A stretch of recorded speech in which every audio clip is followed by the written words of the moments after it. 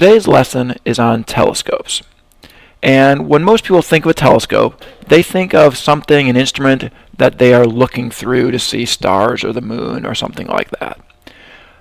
A lot of telescopes, though, you don't actually look through. They're collecting other types of radiation instead of visual light. Like down in this picture, you see these are radio telescopes. They're collecting radio waves. There's other telescopes that will collect microwaves, some that do infrared.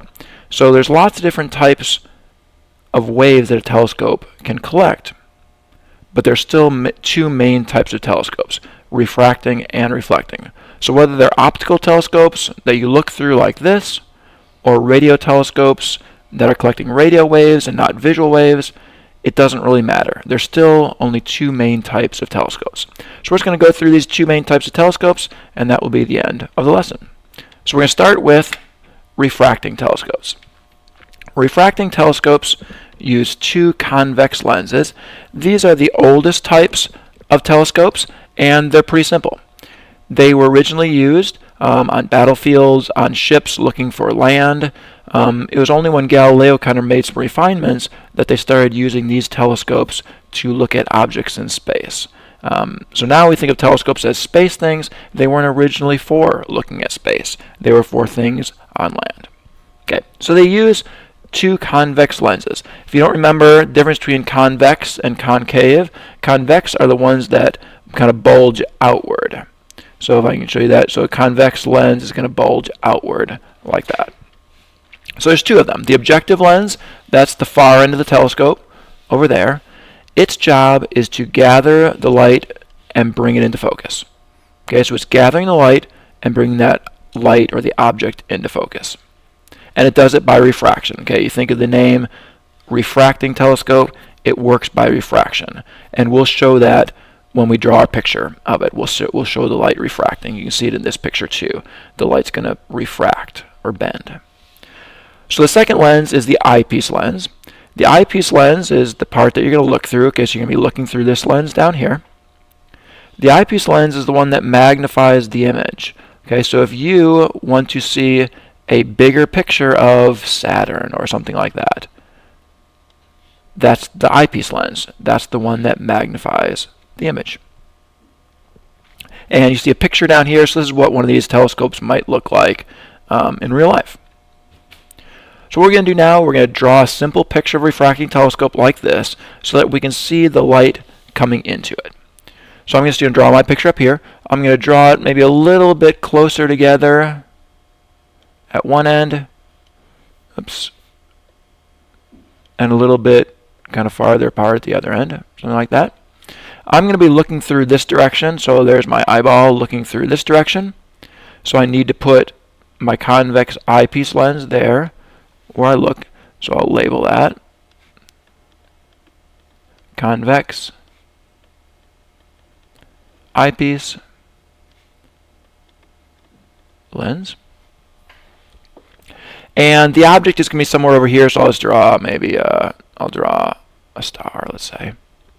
And on this end, I'm going to put my objective lens.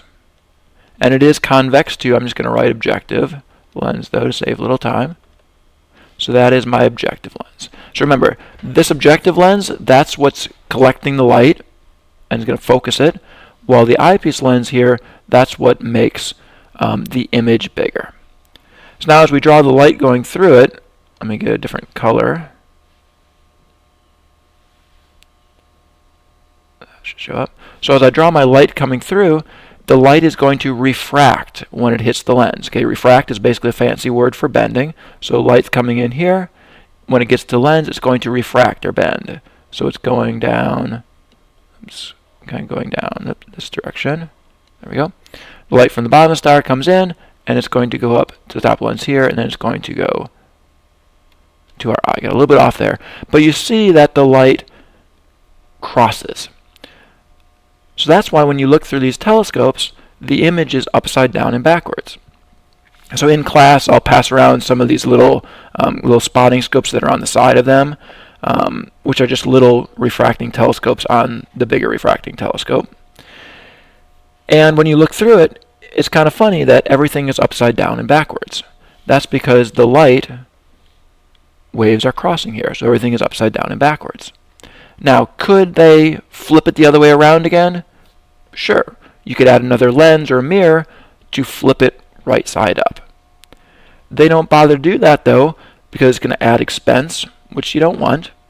Also, every time the light goes through another lens, it absorbs some of that light, so your image isn't going to be the best. And you think about what you're looking at with telescopes usually. Stars which are round, planets which are round, moons which are round. It really doesn't matter if the object is upside down. So they leave out that extra lens, save you money, make a better quality image, and it's just going to be upside down. Okay, so that's the refracting telescope. Like I said, they're the oldest ones. They're pretty simple. You have two lenses, collects the light, magnifies it. The next type are the reflecting telescopes. They're a little bit newer, a little bit more complicated, but not very. So instead of kind of two parts for the refracting telescope, the reflecting telescope is going to have three parts. So now they're going to use a concave mirror to gather the light. So instead of that objective lens, they're going to have a concave mirror. Concave, opposite of convex, so now instead of bulging outward, concave goes inward, like that. So a concave mirror to gather light. Then you're going to have a flat mirror, which is going to reflect the image to the eyepiece. And then you do still have the eyepiece lens, which is convex again, and it magnifies the image. Usually you're using that same lens, so the eyepiece lens that you're looking through, kind of right up in here. Usually you use that in both of them. You interchange that. That's the expensive part of the telescope. So lots of times if you have multiple telescopes, you only have one or two lenses that you can interchange, because those are the expensive part. So the eyepiece lenses stay the same. We look at the picture, it looks a little bit more complicated down here, but it's really not that much more complicated. So if we draw that, so now I'm going to draw kind of a straight tube, like that. The image is going to be over here. So there's my image, which means I'm going to have my concave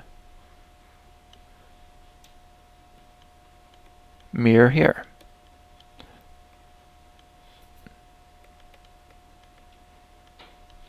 Concave mirror is here. Also called the primary mirror. Okay, so you call it the primary mirror, the concave mirror. I'm going to put a flat mirror angled in here somewhere. So we'll label that flat mirror. Oops. And then right below it, I'm going to put a little tube. And at the end, I'm going to put my eyepiece lens. So it's still the same eyepiece lens that I had before. And it is convex. So now in this case, my eyeball is down here looking through it like this to see my object over here. So in this picture here, I am looking through here to see the object that's, the object is up here, and I'm looking kind of through this way. So if we draw the light going through this one, let me again change my color to red. I'm going to take the light from the top of my object, and I'm going to come in. It's going to hit our concave mirror and reflect to the flat mirror. Light from the bottom of the star is going to come in, or the bottom of the object hit the concave mirror, reflect, kind of like this. And now they're going to hit that flat mirror, and they're going to bounce to the eyepiece. So it's going to go like this, draw, and then this one's going to go like this, and then it'll refract to your eyeball. So are these images going to be upside down like the ones in the refracting telescopes? Yes, because the light crosses here.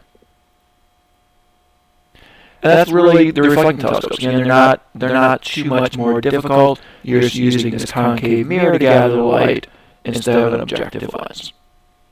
And kind of as you look at this, again, you see like in this picture, there is this little kind of spotting telescope there on the side of the bigger telescope. Kind of think about that.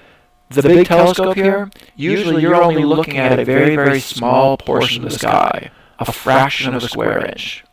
So if you're trying to locate an object in space, it's going to take you a long time, unless you're really good, to find that object, because you're only seeing, a tiny little area. Maybe just a tiny little area. So how are you going to find that object? You use that spotting scope, which is a little bit bigger. I went the wrong way.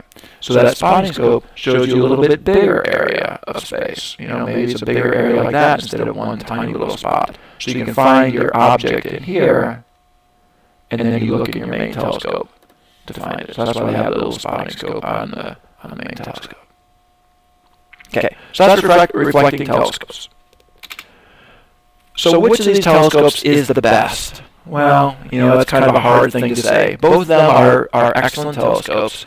Can be used for different things. The refracting telescopes have really good, great images, and they work really great, especially for looking at things like the moon and really close-up things. You can't, however, make a really big refracting telescope, and I'll briefly show you why here in a second. But the best big telescopes have to be reflecting telescopes. Main idea is you can build a big mirror where you can't make a big lens. Okay, so that concave mirror, you can make a huge mirror. You're not going to be able to make a big convex lens for the refracting telescope. So all big telescopes are reflecting. So you see ones like this one, where they kind of made their own, has a huge mirror in there, looking through it. This is the Hubble telescope. The best pictures that we have of stuff out in space are from this telescope. It's about almost 10 foot across mirror, so a really big mirror. Can be really good pictures. This is going to be the new telescope that's going to replace the Hubble telescope. This is the James Webb telescope. It has a 21-foot diameter mirror. It's going to gather 7 times more light than the Hubble does. It's supposed to be launched in October of 2018. Also, kind of the benefit of it is it's not just going to be visual. It also is going to collect infrared waves. So we'll be able to see through dust clouds and other things that might block our visual view. It'll actually have infrared cameras that will be able to see through those things and get good images. And this is the Arecibo radio telescope. So it's a radio telescope. You see it's a big dish, so it must be reflecting. It works like the ones we drew. Instead of using visual light, though, we have radio waves, which are coming from space. And they hit the concave mirror. They go up to the flat one there. So it comes in, goes up here, and then it actually goes through the wires. And they get the information, the radio waves on a computer here. This is a new one. It's even bigger. This is about 300 meters. Okay, so about 300 meters across. I think it is, maybe 300 yards, a little bigger. That's at Arecibo in Puerto Rico, carved into the mountainside. These are trees. This is one in China. This is a new one. It's bigger than the Arecibo, so this is currently the biggest telescope in the world. It's called FAST. It's an acronym. It's over 500-meter diameter telescope. And actually has some actuators in the bottom that can actually change the shape of it to change the viewing properties of it. So you can make mirrors really, really, really big, but you can't make big lenses. The reason, like I said, I'm not going to go over much, you can see in this next slide, it's something called chromatic aberration. If you take an advanced physics class, they'll talk about it. But basically, the bigger the lens is, instead of the light just going through to focus, it's going to act as a prism, and it's going to split the white light into the various colors, so you're going to get these fringes around the objects. And you can see those in the picture, like get a red fringe and things like that. So you're not going to get a good picture through one of these telescopes. The biggest refracting telescope, I believe, is in Yerkes Observatory up in Wisconsin. It's like 7 inches or so for this lens. So you're not going to have any big refracting telescopes where you can have big reflecting telescopes, like something like this, or some of the ones that we'll see in class are pretty big ones. So let's kind of think about these telescopes, and it has a bigger mirror in here, or the Hubble telescope has a really big mirror, the James Webb has a really big mirror. What does a big mirror get you? Why are you going to pay more money for a bigger mirror? What the bigger mirror does, remember, is it gathers more light. The more light it can gather, the crisper and clearer your image will be. So it's going to be a better quality image because you've gathered more light. You essentially gathered more information about that object you're looking at. The image won't be any bigger. because remember, that's the eyepiece lens. So if I have a really big telescope like this one and I look at Saturn, the image I see of Saturn is going to be the same size, whatever size the eyepiece lens shows it at. But your picture of Saturn will be much clearer. You might see some colors. You'll see the rings or separate rings in it. It'll be a lot clearer image because you've gathered more light with the bigger mirror. Also, you can see farther stuff away. Okay, so farther away things in space you can see because that light is dimmer, and this bigger mirror will collect more light. So you can see farther away things, but also you can see a better image and things. The last thing I wanted to talk about are radio telescopes. Radio telescopes are just a type of reflecting telescope. Okay, so what type of telescope are they? They're still just a reflecting telescope. Again, anytime you see this concave shape, that's the concave mirror for a reflecting telescope. There's different than telescopes we were talking about with the optical ones, is that they're collecting radio waves instead of visual light waves. So maybe it's we're looking at, trying to find aliens or communicate with aliens through the Arecibo telescope, or maybe it's just simply a satellite dish on the roof of your house to get your TV that you want to watch. Those are all types of telescopes. They're just radio telescopes instead of the optical telescopes. I just wanted to show you a couple more pictures of these optical telescopes or these radio telescopes, and also how you can link them together. So they're so huge. You'll learn about it in radiant energy that radio waves are really big. That's why they have really big wavelengths. That's why you have really big telescopes for the big dishes for the radio telescopes. You can also link them together. These are pictures of the VLA, the Very Large Array, in Socorro, New Mexico. And you see they have lots of them, 27 of these radio telescopes, all arranged in a big Y pattern. And they're on train tracks. So they can actually move these telescopes closer together or farther apart. They can put them as much as 13 miles diameter for this very large array, and they're all linked together by computer. So essentially, you're making a telescope that's has like a 13-mile diameter dish. So you can really spread them apart to really see far away things, collect lots of information, or you can move them together to be a little bit more exact or a little bit more detailed in what you see. So it's kind of neat that you can link these radio telescopes together and then move them in different places and learn different things about what you see in space. So that was just a kind of a quick overview of telescopes. Like I said, again, the two main types, reflecting telescopes and refracting telescopes. Refracting telescopes uses two lenses, an eyepiece and an objective. Reflecting telescopes use that concave mirror to collect the light, and the eyepiece lens to magnify it. The bigger the mirror, the more light it collects, which is why you might spend money for a bigger mirror. But really, it's just those two types, refracting and reflecting. Thank you.